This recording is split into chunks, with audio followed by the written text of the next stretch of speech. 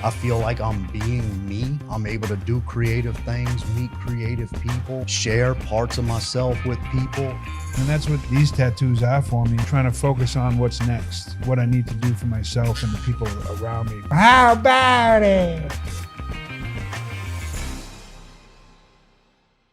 And we have all these little inside like earworms. He'll stop things, and I'm like, I have to.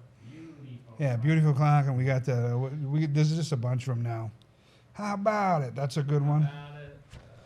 How about it was really fun because I didn't know where it came from. You know what I mean? Like it was just a thing that was stuck in my head for so long. Yeah. I can remember somebody yelling, "How about it?" and I just kept doing it. And I had no idea where it came from. And then I was home one night, and all of a sudden, dude, I just texted Seth. I was like, Pete Rose. I knew it was Pete Rose. But I couldn't figure out where the fuck he did it from. And I go back, and it was, he was at WrestleMania 13 in Boston. And I remember he going out, and he was like, your Red Sox suck. We beat the Red Sox every year. How about it? Oh, and he's just getting them to boo him, you know? And I just always remember how much I used to laugh at him go, how about it? So now we have like 20 of these little earworms that just hit. Yeah. They got their place in the world. Yeah, at least with us in this studio. It doesn't make anybody else laugh, but it gives us the giggles. Man, those inside jokes are the good ones, man. Yeah, man. Oh, we had one we had Afro Man in, and me and my cousin Scott, I grew up with him, and he makes me laugh. Like, he used to make me laugh more than anybody ever, and it was all inside jokes. And one of them was from his song, where Afro Man's like,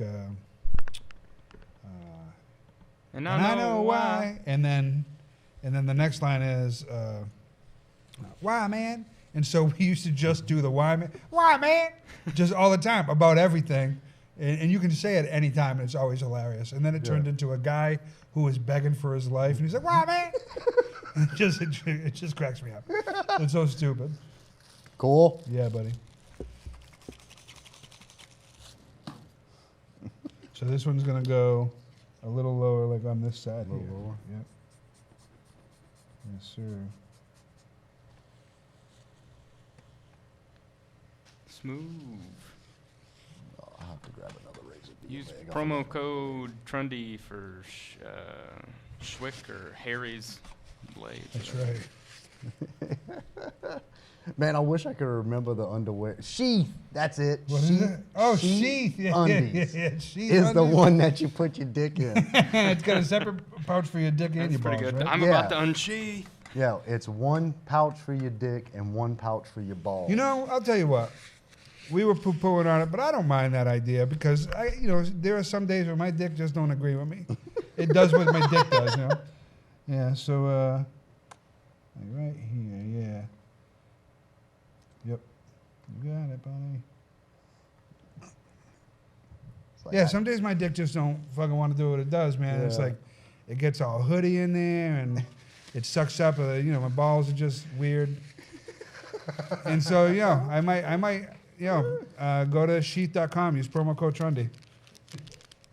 Use it enough, they got to give you That's money. That's right, dude. For my birthday, I put out a video, and I started with a very sincere thank you to my creative and business partners, and then my friends, and then my family, and then with the same tone, I went right into.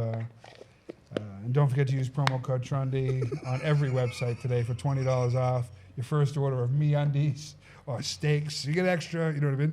I just love it. I remember watching a podcast. It was like my favorite podcast for a while. And the guy is on there really going through it. And he was like in the middle of this real life thing, man. It was like super heavy. And he just, with the same tone, went right into a commercial. And I was like, I can't listen to this anymore. Like it felt dirty to me. Yeah. He was like, yeah, so she died and I never felt so alone. Anyways, go to Omaha Steaks and use promo code. And I was just like, what God the fuck, damn, man? You know, that's like- intense. And I know he, you know, I'm positive he didn't want to do it, or maybe he was staying on it because it was what he felt he should do. But I just remember. Better Steaks said they'd kill another loved one if they didn't do it. yeah. But yeah, so now I like to do that, and you know, with all of these shows here, I'm not a very what's up YouTube. I'm not that guy. Yeah. And I you know, and I think it's great for whoever wants to do that. But for me, I'm not that dude. So You're not that guy. not my bag, baby. Why Grace? I'm trying to just. It's a word that kept coming up for me recently, over and over again. I'm trying to. I've had so many people like offer me and treat me with grace in my life, and in the moments where it's been the biggest for me, it's like changed me as a person, and I'm really trying to make sure that I offer it to people at every opportunity. And even like, honestly, more importantly, like both of these here are both about that, like me giving it to myself.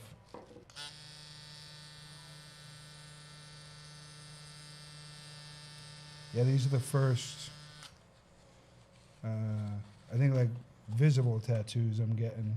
Nice. Yeah. I always had the idea in my head that, like I just wanted like a full body suit that just came to my wrists and up to the shirt, you know, Yeah. keep them all kind of invisible, but I don't know, it's just changed here recently. What are your, for you, what are the small tattoos that mean the most to you that you have? Probably my Indian Larry. Yeah. Just it's the question mark. This is the legacy logo actually, because that kind of started me down a path to like live my dreams. You know, so if you don't know who Indian Larry was, he was a motorcycle builder. Oh yeah. Yeah, I don't know if you remember all the Yeah. build-offs and all that stuff. Well, he, I mean, at the height of everything, he fell off of a motorcycle and broke his neck, like died, you know? And it struck me as, you know, like here's a dude that was, you know, essentially doing what he wanted to do.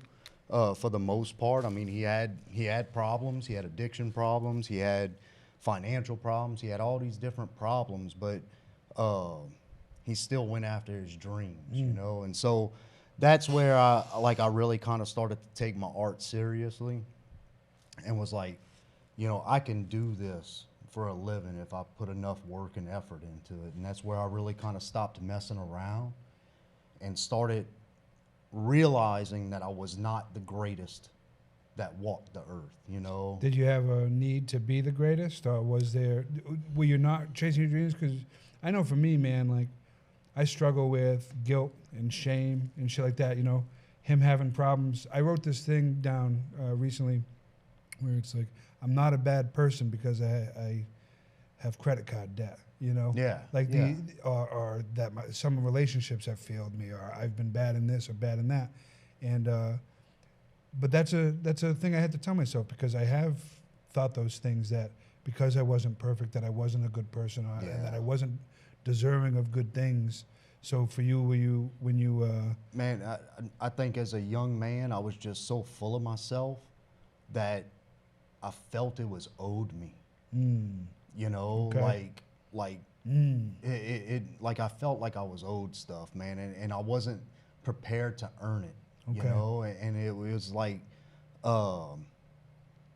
because you start getting good at something, and then you start getting like clientele, and you start getting a following, and you start getting, you know, now it would be fans, but there it Sure. was just, you know, regulars and stuff like that and all, and you lose sight of what's really fueling the passion. You know, it becomes all about money. It becomes all about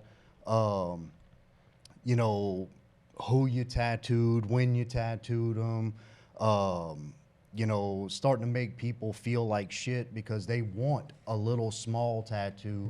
Right. And you're above. Yeah. I'm above doing the Yeah. word grace on somebody's arm. That I'm too good for that. Yeah. And I think whenever I started to get into that mindset, like, man, I was really just going more and more down a path to where I was gonna self-destruct, and I'm a self-destructive person, you know. Me too. Yeah. And I have a lot. I've self-sabotaged a lot. Me too. You know, and so I think all those things, I've taken them all, and every time I think about it, is I go back to Indian Larry, because man, he had I want to say it was 3 sobriety dates tattooed on his arm. Yeah. And I think, or no, it was 4. He had 4 sobriety dates tattooed on his arm, and 3 were crossed out. You know, because like you're gonna make mistakes. You're gonna fail. You're gonna do these things, and I think that comes with maturity too. That you realize that it's okay to fail, and it's okay to learn. It's okay to move past. I'm not worthy. Right. You know, and I could tell you right now, man, I'm just getting to that point to where I'm starting to be happy with who I am. I feel like I'm being me. You know, I'm not playing a part. You know, I'm able to do creative things, meet creative people, share parts of myself with people, and not feel like I'm making them be a part of what I am. Feeling like a burden? Yeah, like I'm no longer that burdensome person. I mean, a lot of that is what these tattoos specifically represent for me. You know, that grace in forgiving myself, the way that I've been able to forgive other people. And I make these mistakes, and I take these setbacks, and I treat them as if they're permanent, and they're really not. No. And, you know, and the other thing you said about finding humility, that's a real one. You know, I started every time the great things didn't happen for me, the whole world's out to get me. Yeah. And that's the thing that's holding me back, man. And I had to figure out that I was always expecting bad things, and then good things wouldn't come. And then when I would expect good things, bad things would happen. Mm-hmm. And really, the real issue was in my expectations. I really need to expect good and expect bad, and take whatever comes. And the only thing I can really affect is my reaction to those things, you know? Yeah, I recently was listening to something, and it was talking about how, like, that balance, which I know Dusty was talking about balance last night, but this is something different. It was, I've been reading a lot of Stoicism and stuff like that, and so it might be a Marcus Aurelius thing I'm going back to. But you know, you think about Marcus Aurelius, this dude didn't have to be humble. You know, he just didn't. Yeah. Like, I mean, dude was emperor of Rome. Yes. You know, I mean, he could have had his whole family killed in front of everybody, and it'd have been like, Hail Caesar. Yes. You know, and so the fact that he was able to recognize inside of himself that the humble person and the person that's willing to learn, the person that's willing to change, is the person that's winning. You know, because I mean, you're winning, man. You're accepting that you're not the best, because anytime you think you're the best, there's somebody better. Absolutely. Like, it's just gonna happen. You know. So you accept you're not the best, but you sit there and you decide what you want from something. You know, like, how successful do I want to be? You know, you ask, did I need to be the best? At that time, I was like, probably yeah. Yeah. Now, like, man, I just want to, like, share space with cool people, and I want to share space with creative personalities that, you know, don't necessarily need to like, I mean, they can if they want, like, but like flaunt what they do Sure. and stuff. It's just be in the moment, you know? And like, So that's difficult. Yeah, and it is difficult, you know, because I mean, everything's a competition. You know, everybody wants to be the winner. Nobody wants to be a loser. But I mean, the losing's where you learn. You know, I mean, that's really where you learn the lessons. With comedy, I say that all the time. You get more out of the bombs than you do the kills, right? So much. I kill. I go home. I think I'm great, and then whatever. And then if I die, man, I'm just constantly thinking about what I can do to improve myself and Yeah, fix how it. could I have said this different? What word could I use? You need that. Yeah, you definitely need that. And I think that comes with age, you know, and I think a lot of the younger people that are super successful just have that realization at a younger age. You know, myself, I feel like I kind of grew up in an isolated environment, you know, not exposed to a lot of stuff. You How know? so? Just being from down the bayou, man, and I say that with loose terms. If anybody from down the bayou watches this, they're gonna Sure. be like, "You're not from down the bayou, you're from the city." Sure. Well, I say I'm from Boston, but I always say I'm from right outside of Boston. You know. Yeah. Because it's easier to say that. So. Yeah. Fuck the technicalities. You're from where you're from. Yeah. So, So when you say you grew up isolated, what do you mean? just, I mean, education really wasn't a focus of the area. You know, it's more of a working man's place. Yeah. You know, because I mean, I grew up South Louisiana, and you know, like the swamp people thing. I am a swamp Yeah, person. yeah. You know, I grew up in the swamp. You know, excuse me. So many people in our area couldn't read and write. You know, didn't have a high school diploma because, man, you hit 16, you quit school, you go to work. You know, you quit 16, you get your DED, and man, you can go into the oil field making, you know, close to $100,000 a year. You know, and that's with a GED education. You know, and so, like those further education things weren't really a focus. The things that I was exposed to, as far as being young, you know, I was kind of isolated as a kid, not really a lot of friends or anything, and you know, so I found friends in my mind, you know, and I went into the woods and I explored, and so whenever I guess you could say discovered talent, you know, that I had talent, it was like I wanted everybody to know it. Yeah. You know, and like now I look back at that dude and I'm like, man, that's just not me. You know, it's definitely not me. I got out of that environment, got exposed to, you know, different things.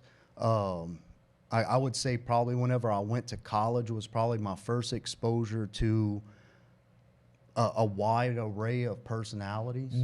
You know, people that did come from different parts of the country, people that talk different, people that, you know, because everybody talks like me where I'm from. Right. Me too. Yeah, you know, so like you start hearing people talk different, use different words, Yeah. you know, get offended by different things, and It exposes you to man, the world. Yeah, you realize that your little microcosm that you've been living in, where you thought you were special, you got a lot to learn. It's time for growth at that point. Man, you grow or you get left behind. Yeah.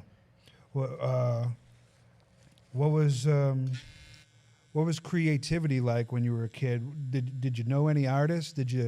Were you encouraged creatively? Was it something you had to find on your own? So I always kind of doodled and drew a little bit.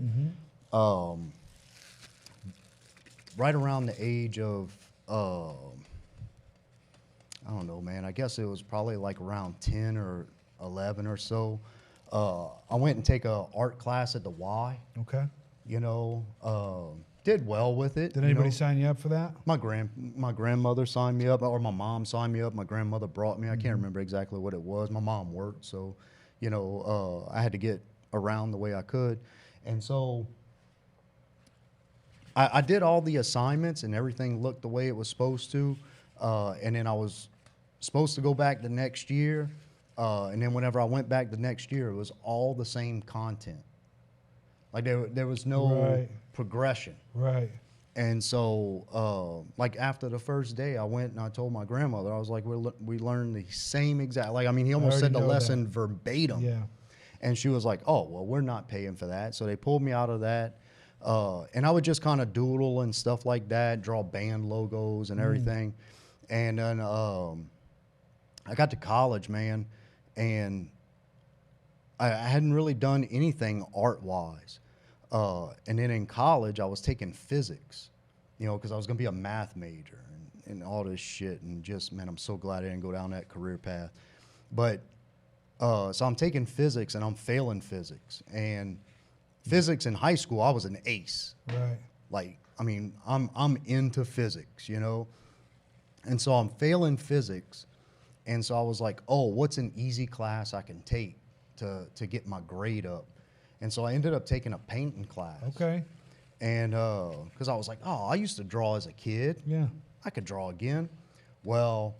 And just taking it for an easy grade. Easy grade, man. It's crazy. It's how lovely is life? You know what I mean? Yeah, dude.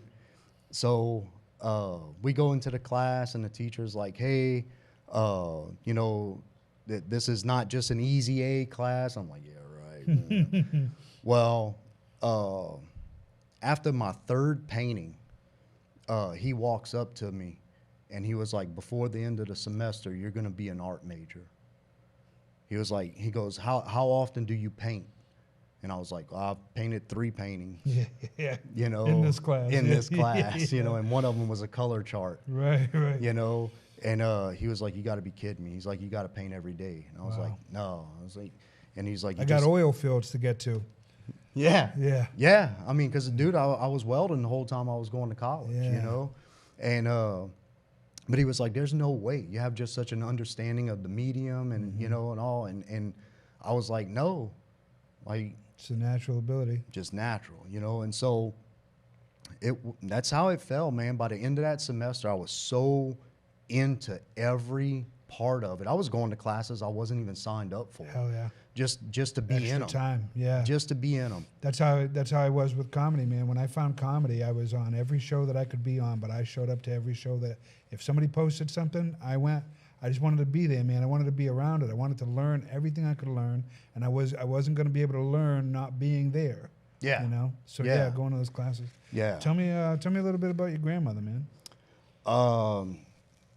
She, you know, South Louisiana woman, worked at the DMV until she retired, you know.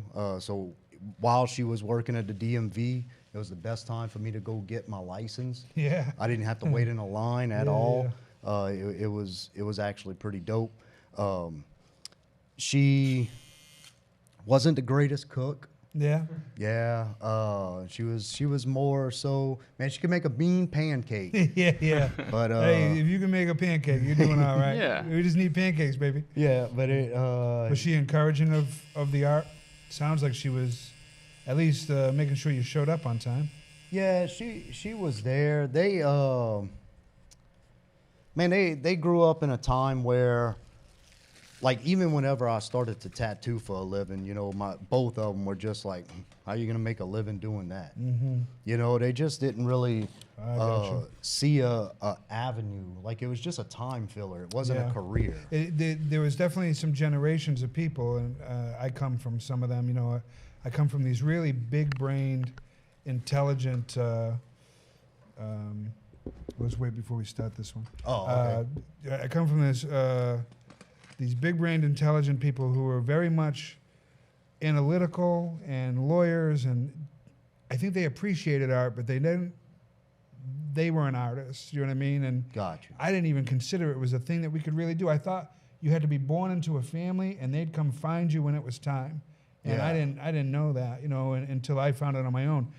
Who were the people that, when they saw you starting to become an artist and starting to find this creativity and the art and the love of it and the natural ability, who were the people in your life that encouraged that? Because I remember being at my old job, and I thought about them a couple days ago. Man, it made me cry. This big, bald. He's like 5'5". His name was Shannon Bishop.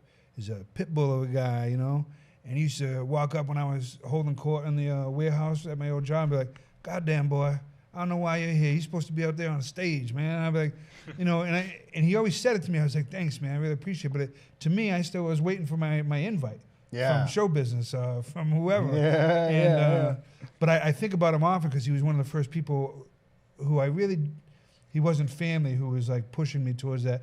Who were the people for you that were super supportive of your creativity? I would say, you know, my dad and my mom, they do, I don't think they fully understand it, you know, as far as some of the moves that I do make, you know, some of the things that I do, whenever it comes to, you know, like this, like my mom's like, "Oh, have fun." Yeah. You know, like, but she does, like, I think she does, like, get the concept of that I need creative outlets and I need these things to go and do.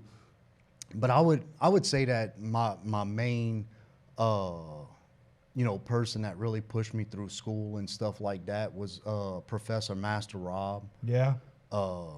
You know, he's actually in textbooks and stuff. He does these little miniature baseball paintings. Okay. Like, I don't think any of them are over like 3 inches tall. I think I know what you're talking about. It's Rob Carpenter. Okay. Is his name. Yeah. But I mean, he's done paintings of important moments in baseball history, right? I don't know. All right. It just used to all, like, he did a gallery show one time that we went to, and it was, I mean, every painting was like 2.5 inches, 3 inches tall. And I mean, just, it was ridiculous. And how so detailed. he saw you and was just like... He's the one that told me I would be an art major, you know, and like, as I progressed through my college career, you know, he used to tell me, he's like, "Man, you're going to be in books, like, you're going to be in textbooks," and just, and so, like, right now, I should have a piece of art in the New Orleans Metropolitan Museum of Art. But I don't, because I sold it to somebody else. I sold it to my mom's boss. And so they had an art collector that had came to my college and wanted to purchase a piece, because you got to figure I graduated college in, you know, 2002, 2003. And I had a piece of sculpture called www.getoutofmyweb.com. Okay. And it was a spider, half spider and then half web. And it was made all out of copper, which is, you know, electrical conduction and stuff like that and all. And the write-up about it, long story short, was the infection of the internet on the world. You know, that it wasn't a good thing. It was an infection, you know, or like a venom of a spider bite. Yeah. And man, the guy, this collector, thought it was phenomenal. Loved it. And he wanted to buy it. And so what I didn't know, whenever I told this guy, I was like, "Oh, well, somebody already bought it." What I didn't know is that this guy was the largest collector of Audubon's paintings. Really? So the guy that painted all the birds that the Audubon Zoo in Louisiana is named after, this guy had, I think, like 180 paintings of his. And like, he had other art also, but that was his big name, that if he saw an Audubon for sale, he went and bought it. You know, he's an oil guy. He had millions and millions of dollars. And so whenever he passed away, everything in his home went to Metropolitan Museum of Art. And so one thing that this guy did do for me, which I still have, is he wrote me a letter of recommendation to like any art college in the nation. He was like, "Just tell me." Open letter, basically. Yeah, he's like, "Just tell me where you want to send it and I'll address it to them specifically." And then he was like, "And I'll call the dean." How important is that sort of encouragement? I didn't go. I mean, as far as chasing art and creativity, did you go right after it right then, or did you go somewhere else? So I graduated, I got married, I bought a house, and because I thought that's what you were supposed to do. Yeah. And man, I just let art go, you know. And then I had continued tattooing. Like I had started tattooing the same, like I started that painting class, and I mean it was, I don't know, 6 months later I was doing my first tattoo, you know, because I was like, oh man, you know. And so I continued to tattoo, and then I opened a shop of my own, you know. So I was kind of doing double duty. I was working a regular job, tattooing on the weekends, and then opened a shop of my own. I ran that shop for over 10 years, you know, in South Louisiana, in my hometown. And then, you know, 2 natural disasters and 1 man-made disaster later, my dream was dead, you know.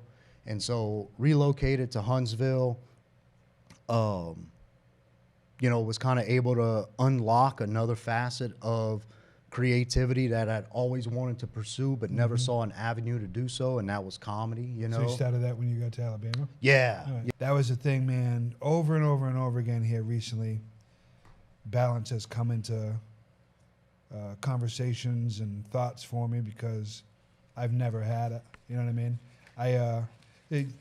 So yeah, we're going to talk about comedy, right? So balance with comedy, man. I've never been able to do life and work at the same time. Yeah. Especially creativity. You know, I seem to be the type of person who can only do one or the other, man. Like when I feel like I have to be creative, my whole life falls apart because I'm not paying attention to that. I'm so hyper focused on that thing, and then when I'm trying to get my life together, I just don't have time to focus on my creativity and stuff. And you know, and there's other aspects of my life that I'm really trying to work on that with.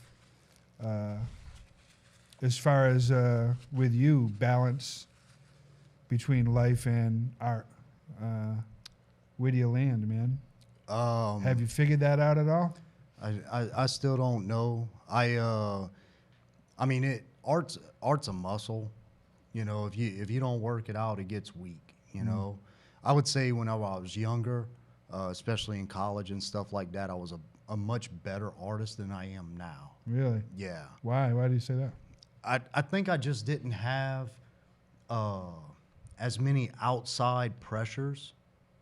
You know, I was in school, I was living at home, you know, I was paying Carefree, minimal bills, you know, and stuff like that and all. And so I had that time to allow myself to be creative. You know, I didn't have to show up for work at 7 a.m. and make sure that I put in X number of hours to be able to pay X number of bills.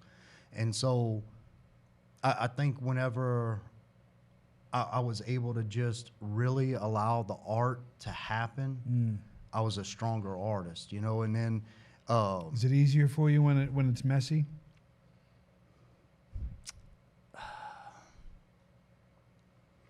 Maybe. I mean, I think it's kind of like trying to define a raindrop. You know, there as it's falling, it's going to change shape, it's going to change direction, it's going to change temperature. It's all these different things, but ultimately it's still a raindrop. You know, it's going to run into other raindrops, and then one day it's going to hit the ground. But it doesn't stop there. Its life continues. It goes into a river, it goes into a lake. It eventually maybe one day becomes gas again, goes back and starts life over as a raindrop again. And so I feel like for the longest time, I was just falling, you know, and like now, I feel like maybe I've gotten to a destination, you know, maybe I'm that raindrop that's gotten somewhere, and I'm actually really okay with where I'm at. I'm happier than I've been in a long time with where I'm at. I'm surrounded by people that, you know, enjoy my company. They enjoy who I am. They share with me. I share with them. You know, no judgment, no trying to change who I am. And, you know, for the longest time, man, I feel like that's where I was at. As I went from this carefree state of creativity to, you know, being in an environment where I had to be a certain person, do certain things, you know, show up for work at 7 o'clock every day and all that. And, you know, and man, like if that's who you are, that's great. You know, and like right now, I show up for work every day. You know, I don't miss work, and I do what I got to do to make sure mine's taken care of. You know, but at the end of the day, like that's where, you know, whenever we had the first tattoo with at the festival, you know, for you to have that carefree, like man, I'm envious of that. You know, and like I think you can be carefree and still take care of everything you need to take care of without overwhelming yourself by trying to meet these social norms, live in a house that you can't afford, buy vehicles that you can't afford. And that was my life for so long, man. And I essentially kind of like broke down. I didn't want any of it anymore. You know, I gave it all away. When I got divorced, man, the car, I took my shitty Golf. I had a 2002 Volkswagen Golf. That's what I took. You know, the house, I didn't make her buy me out of it or anything. I left it because I didn't want it, you know, and because all of those things put me and the art further and further away from each other. Yeah. You know, that was the wedge. All these things that we really don't fucking need, that was the wedge that kept just driving me and the art further and further apart. Well, now, you know, I'm figuring out an avenue to where, like, I can take care of my stuff, live a minimal lifestyle, and do creative art things that ultimately bring me joy.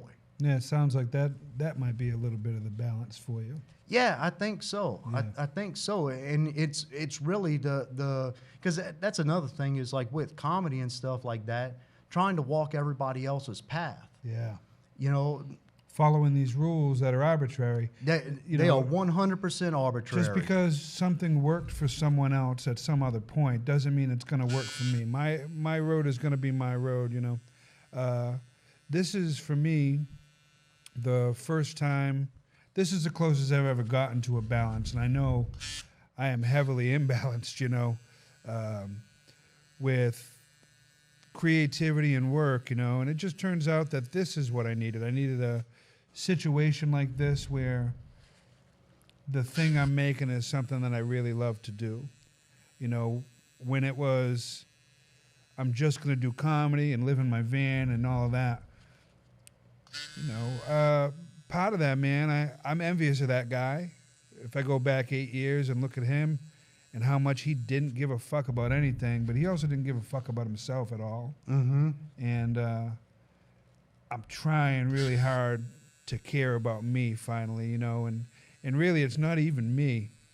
It's young me, you know, because that kid deserves a chance. I realized recently, man, that kid was so lost and confused and hurt.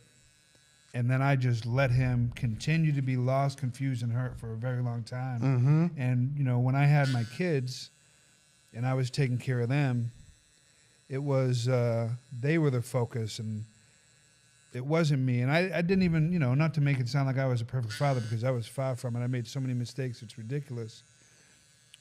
But I'm really trying to forgive myself for those because they've forgiven me. And I'm trying to forgive myself and take their example. And loving myself really has more to do with my opinion of them than it has to do with my opinion of me. You know, kind of like if they can love you, you can love you too. Well, if they can love me, if they do love me and I love them, then the best thing I can do for them is love you too. be here for them, you know, Yeah. and be the best version of me for them. It's but it's difficult, man. It's the work of my lifetime to try to figure out how to take this imperfect person that I know I am and all of the mistakes and look past them. But you know, that's the goal, man, and that's what these tattoos are for me. It really is me trying to focus on what's next and what I need to do for myself and the people around me, and that is finding balance, man. I'm really I'm gonna try to chase it as aggressively as I chased my self-destructive behavior. Mm-hmm. You know? Yeah. I'm so like we were talking about French earlier. Yeah. I got to a point to where I was complaining so much about not knowing my native language. You know, like, you know, I wish I knew French. I wish I knew French. I wish I knew. I wish I knew. And finally, I was like, man, if I put 10% of the effort into like just taking the steps to learn it, or at least learn some of it. Like, I mean, I don't have to be a virtuoso, you know? Yeah. But I mean, you know, if you know 5 words, that's more than 4. yeah, that's more than 4, exactly, man. And like, I guess what like kind of pounded it into my head, and it, you know, it's funny, you were talking about yesterday we were talking about movies that made an impact, like Yes. changed your life. And I kind of thought about one, Groundhog Day. All right, let's talk about it. So the movie, how long do you think the movie's supposed to take place for? 1 day, right? But it's 1 day over and over for how long? Oh, yeah, How long yeah. is he locked in that one Oh, day? yeah. Isn't it like a year? Is it a year? I Yeah, don't I'm know. not sure. It's like a long time, right? All right. So the author of the movie says that the movie is supposed to be minimum 10 years long. Wow. Really? That he was locked in that same day for 10 years. Wow. And so Okay. the way he tried to establish that it was 10 years was the piano lessons. Oh. So when he starts day 1 with the piano lessons, he doesn't know anything. Yeah. Right. And by the time he gets out of the day, he's basically a piano virtuoso. He spent 10 years Yeah. learning the piano. And then he says it's because he doesn't start the piano until Right. He's way already in, it. Yeah. you know. And so the timeline of the movie is kind of like not. But I would say that is one thing. Ever since I heard that author talking about that, which I can't remember whoever wrote Groundhog Day, plug, insert Yeah, we'll put it right here. Yeah, right here. Ding. Yeah.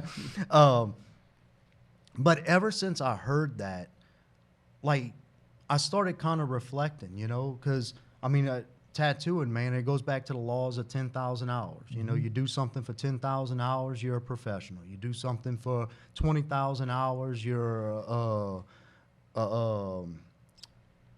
master, you know, and like all it was I was just putting the effort in over, you know, a decade of getting good at something.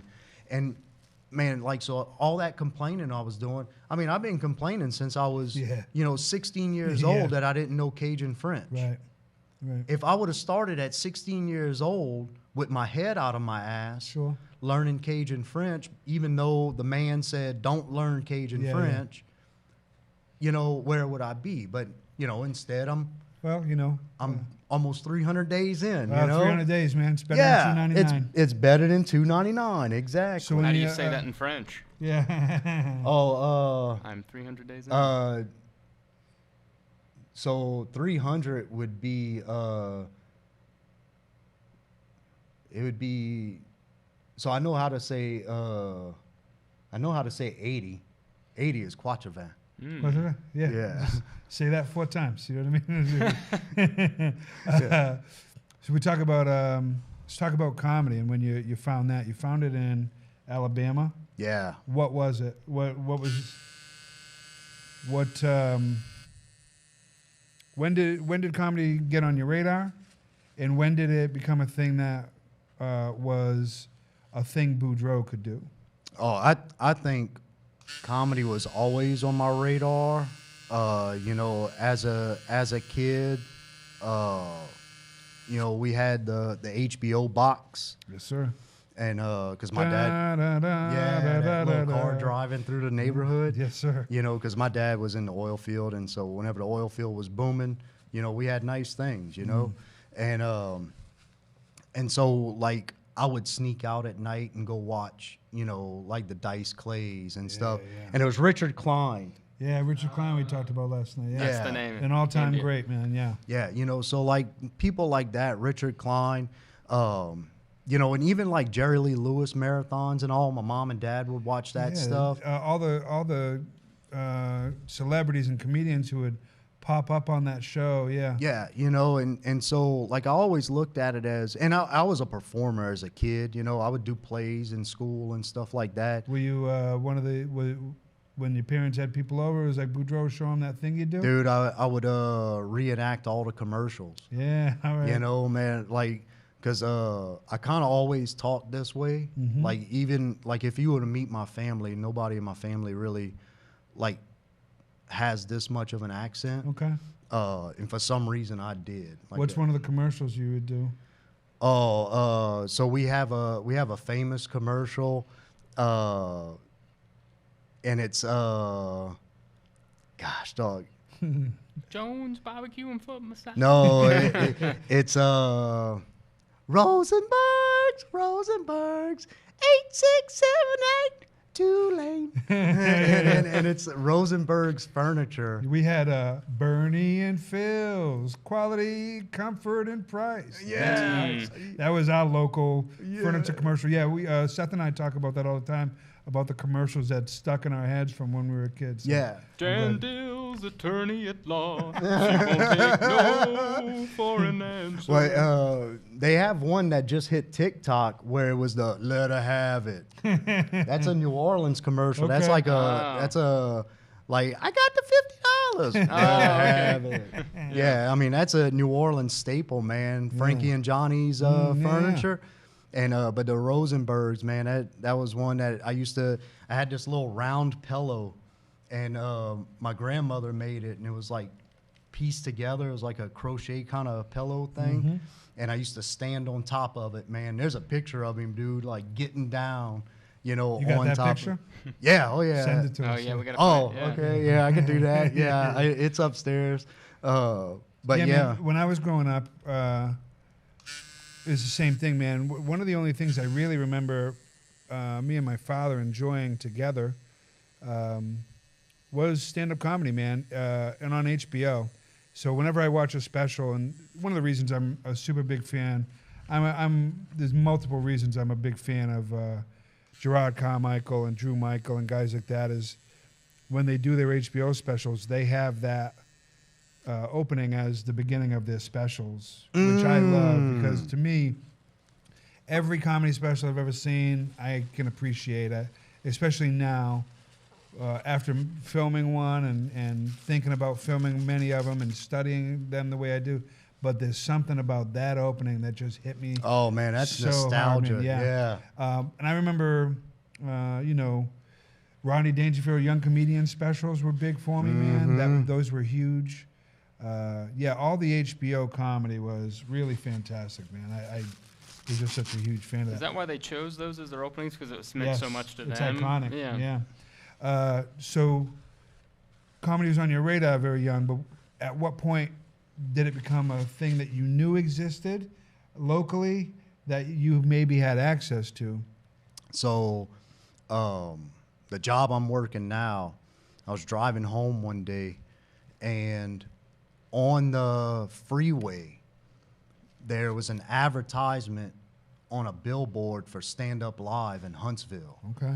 and it was a comic, and it might have been like Donnell Rawlins or somebody, yeah. somebody you yeah. recognize, you know, and I looked and I was like, oh shit, there's a comedy club here, you know, and so they hosted an open mic, and I didn't go. You know, like they had a once a month open mic at that time, and I didn't go, and I was like, man, maybe I should come? have. Just fear of failure, Yes, you sir. know, and so I was like, maybe I should have went, maybe I shouldn't have, maybe I should have. Well, let me see if there's some smaller open mics, Yeah. you know, and so I started doing some Google searches and stuff like that, and I found Copper Top open mic, longest running open mic in Huntsville. Yeah. And it was Copper Top Diamond Dive Bar. And man, I walked into this place and woo. It was a rough place, man. Yeah. Dude, you got to laugh there. You were a funny motherfucker, bro. Yeah. Like, you are so They were fucking fighting funny. you. Dude, I went up. So I got there the first night, and I was just going to check it out. And the little chick behind the bar was like, you going up tonight? And I was like, I don't know. I think I'm just going to check it out and all. And she was like, you go up, I'll buy you a beer. And I was like, all right. It's a little baby encouragement right A there. little baby encouragement, you know. And so I was like, how long they normally go up for? And she was like, oh, like 3-4 minutes. And you think, oh, that's not so bad. Or do you know it's 3 or 4 minutes is forever? Or do you think it's not so bad? So my first thought was 3-4 minutes, that's not too bad. Yes. Always, right? Host gets up there and was Yeah. like, I'm going to give everybody 7 minutes Oh, tonight. boy. That's a change. And he didn't tell anybody that if you don't want to use the whole 7 minutes, You can get off early. you can get off early. All right? Because everything I heard about comedy between Do your time, podcasts, do your you time. do do your time. Yeah. And so... Do your time. Yeah. do your time. And so, man, I get up there and I make the same mistakes everybody else made, man. I thought I These was lights prepared. are so bright. Yeah. I thought I was Is this how you hold the prepared. mic? This is what everybody does, eh? Start telling a story about me and this chick from Yep. junior high that, you know, oh, you had to be there. I guess you had to be there. And man, asked how much time I had left. I don't know how many Yeah. times. What else? Yeah. How, yeah. Yeah. And dude, but I got my beer. You know, I got my beer. And she was like, "Oh, you did good." And I was like, "No, I didn't. Like, I know I didn't, Yeah. but I'm gonna do better." Hell yeah. You know, and I mean, my ex-wife. I went home, man, and my ex-wife was like, "How was it?" And I was like, "It sucked. Like, it sucked." And she was like, "Okay, well, that's done." And I was like, "No, it's not." You know, and she was like, "Well, why are you going back?" And I was like, "'Cause I want to get better."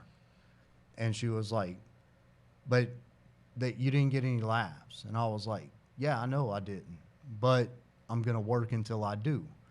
And so she didn't really see the point. You know, she didn't see the need for the creative outlet. She didn't see the need that I needed time to myself. Yeah. You know, because whenever I had my tattoo shop, man, I was living in that tattoo shop for, 12 to 16 And then hours. that becomes a job. And it became a job. Yeah. It became everything. You Yeah. know, I mean, I'm answering the phone at 3 o'clock in the morning on a Yeah. Sunday.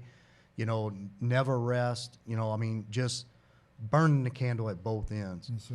And so whenever I got to Huntsville and, took a little break from tattooing, working a normal job, like I needed a creative outlet, and anytime I tried to do anything at the house, I always got this question. This is the worst question you can ever ask a creative person. All right. When are you going to be finished? Yeah. Like, Yeah. oh, Yeah. I'm going to start this painting. When are you going to be finished? I'm going to start working. Like, I like working on my car. I'm going to start working on my car. When are you going to be finished? And that's the question I constantly got, and, like, I just need, when are you going to be finished, to be open-ended.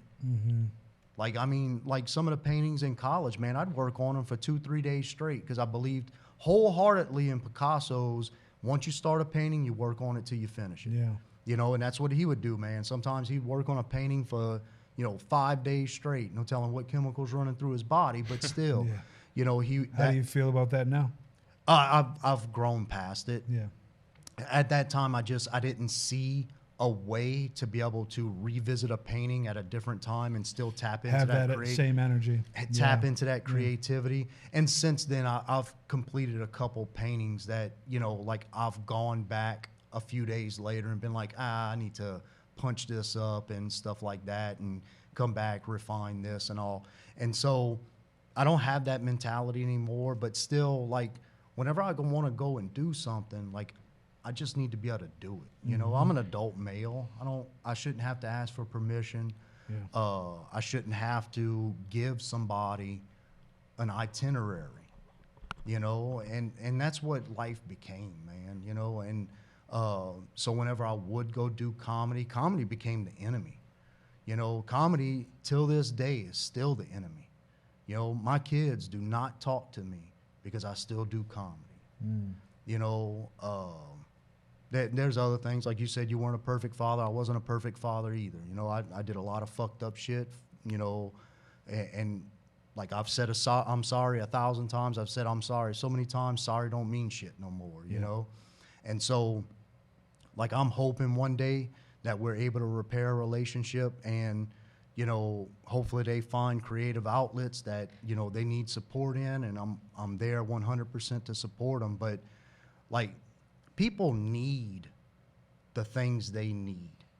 You know, I don't sit there and try and define what needs Eric needs.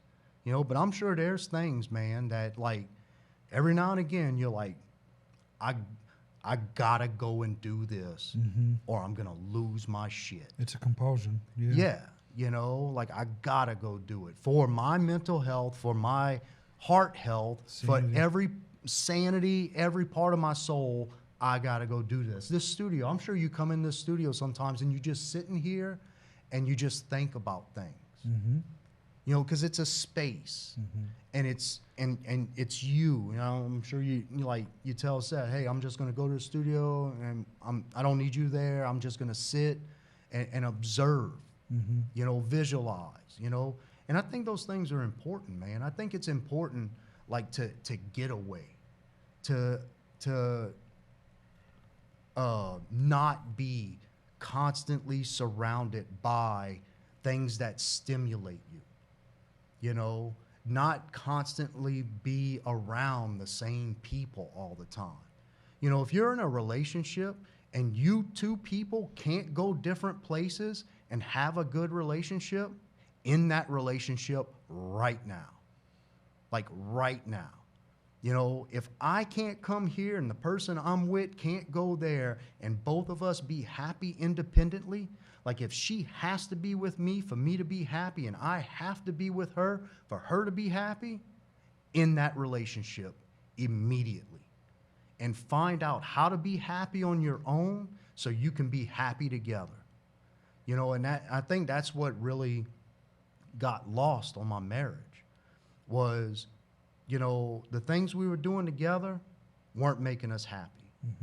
You know, me doing stuff apart was making me happy, but nobody else understood why. Nobody understood why I needed the alone time. You know, but all my life, ever since I got out of college, got my first job. Man, my first job, it was 12 hours a day, 6 days a week. You know, it's so, like, I've had that time to be alone, you know, and once it disappears, you just desperately want it back, you know, and now I get time to myself. I want to go and do something. I don't have to ask for permission. Just go do it. I don't have to give a time limit. I don't have to do anything. I don't have to call in the middle, say, hey, is everything okay? Like, none of that has to exist. That's what healthy support looks like. Yeah. Because there's no expectation. You know, what is the expectation of me? Make me happy. You know, what's the expectation of her? She makes her happy. You know, hey, Yeah, if you are expected to make someone else, if you are in charge of someone else's happiness, I couldn't imagine. I have put people in charge of my happiness, and I regret those decisions. I regret putting that pressure on another human being when I didn't know how to do it for myself. Yeah. And so I've spent the last few years really trying to figure out how to make myself happy.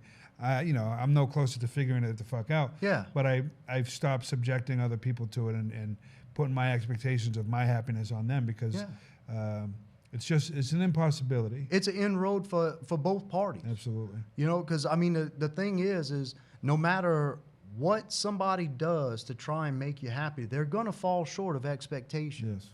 Because mentally you're like, oh, I would like them to do this. Mm-hmm. You know, but if they did this would make me happy. Yeah. You know, and so that other person, they don't know what's going on in your head. You know, they don't know the expectation. They think maybe what they're doing is going above and beyond. Yeah. You know, and so like you live that way long enough, man, that wall's going to break down and it's going to crumble. And then both of you just looking at you know, what did we do for the past, 15, 16, years? You know, we fucking made each other so fucking miserable that now we don't want to be around each other. Yeah. You know? That's that passage of time, man. So much time passes and you're just sitting in the same place. Immobilized. Yeah. Yeah, man. And you feel locked in.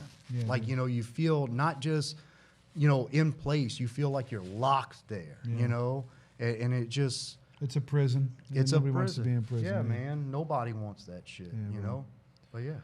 Well, I appreciate you, homie.